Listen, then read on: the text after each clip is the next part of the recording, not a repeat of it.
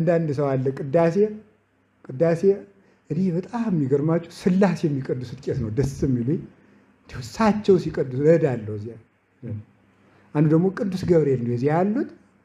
አንዱ አጠር ያሉት ወይም ደግሞ ረዘም ያሉት እኛኛው በቀደም የዛሬ 3 ሳምንት ረቡዕ ዕለት የቀደሱ እኛ ሲቀድሱ ነፍስና ስጋዬ ዝም ብሎ እንዲያው በቃ እንዲያው ይሄ ምንድን ነው መሰላችሁ? ይሄ ዝም ብሎ ስሜት ነው፣ መንቀዥቀዥ ነው።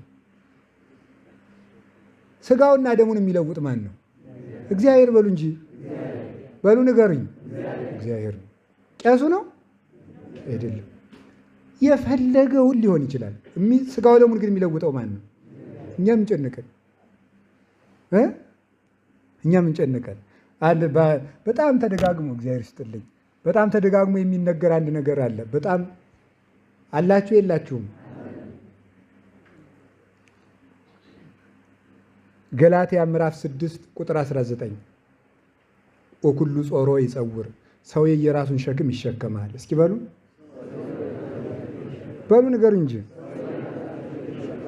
አሁን ለምሳሌ አንድ ሰው ካህን ሆኖ ቅዳሴ ገብቶ ምን ይላችሁ ይችላል? እናንተ ብር ቀምታችሁት ሊሆን ይችላል፣ ብር ቀምቷችሁ ሊሆን ይችላል። ግን ቅዳሴ ገብቶ ምን ይችላል? የሰው ገንዘብ የወሰዳችሁ ሳትመልሱ፣ የተጠላችሁ ሳትታረቁ፣ ስትቆርቡ ስጋው እሳቱን ይበላችኋል፣ ደግሞ ማይበሉን ያሰጥማችሁ። ሰው መሳይ አትሉም? እንደዚህ እንላለን አይደለም እንዴ? እንደዚህ እንላለን። ሰው መስሎ ደግሞ እዚህ እንዲህ ሲል ሰድቧችሁ ሊሆን ይችላል። ቂም ይዞ አልታረቅም ብሏችሁ ሊሆን ይችላል። ቅዳሴ እየቀደሰ ነው። ቂም በልቡናው ቂም ያለበት ሲኖር አይቅረብ። አንተማ በእጅ አድርገው በልቡናው ዝሙት ያለበት ቢኖር አይቅረብ። አሁን ደህና ትመስለዋለህ። እንደዚህ እያለ ምን አስቀድሰው እኮ እግዚኦ የእኛ ጉድ እኮ ያድርግ። የሚለውጥ ግን ማን ነው? ክርስቶስ እኮ ነው። እኛ የምንጨንቅን አንድ ዲያቆን ነበር አሉ። ቄሱ ብር ቀምተውት ቢል አልሰጠው ብለው ሲቀድሱ ሰው ገንዘብ የወሰዳችሁ ጋር የኔን ይስጡ ያምጡ፣ የኔን ያምጡ እጃቸውን እንቅ አድርጎ ቅዳሴው ላይ ማለት የኔን ያምጡ። ስለዚህ አሁን የምነግራችሁ ምንድን ነው?